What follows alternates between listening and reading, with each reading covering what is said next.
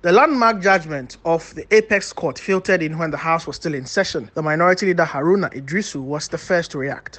Our attention has been drawn to a very disappointing ruling of the Supreme Court of Ghana, which more or less amounts to a judicial interference in time-tested parliamentary practice and established conventions everywhere in the world, in civilized democracies, including the United Kingdom.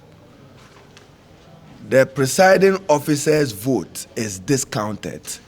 So it's not for nothing that Article 102 provides that a person presiding shall have no original nor custom vote. The Supreme Court, to put it aptly, this ruling is judicial support for e-levy, nothing more. Judicial support for e-levy, for a struggling economy in distress, and judicial support for the restoration of a matter that they have said is constitutional, is repugnant to the provisions of Article 102 and 104. But what can we do? They are clothed with the mandate and authority to interpret the law. This is a travesty. This is a travesty of parliamentary justice. After sitting was adjourned, the first Deputy Speaker, Osafo, whose action triggered the suit, also reacted. This decision affirms that position that I took. I find that very refreshing. Soon after that decision, a former Speaker of Parliament called me and he said, I called you to congratulate you for being bold to take this decision, because that is how the frontiers of the law are expanded. Matters that have never arisen are now in the fore because of the numbers we have in the chambers. So anytime there is disagreement, as I've said already, I will interpret the rules and the law as I understand it.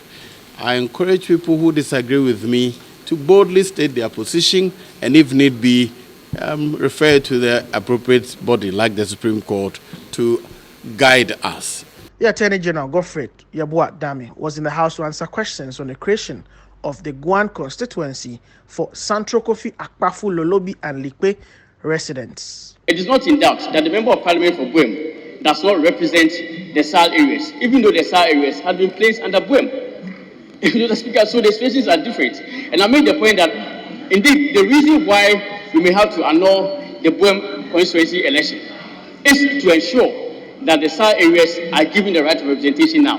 Apart from that, there's no law which actually places Buem within the constituency. It is only CI 128 which places SAL, it's only CI 128 which places SAL within the Buem constituency. There's no other law which places SAL within the constituency at all. But the MP concerned, Kofi Adams, disagrees with the position of the Attorney General. This is not the first time we have had to review our constituency boundaries. We've done so before 2024. We did so before 2012 elections, and it never occasioned this kind of incompetence. It's clearly indicated that the government has been very incompetent in handling the local government structures, and that has affected the creation of the constituency. But what he's saying, for me, I see it more as a joke. Following the evacuation of more than 200 stranded Ghanaians from Ukraine, a Deputy Minister for Foreign Affairs, Kweku Amprechum Sapon, told City News government had earmarked $2 million for the said purpose. Government has approved the sum of $2 million, CD equivalent, to be given to the ministry to get this evacuation exercise moving.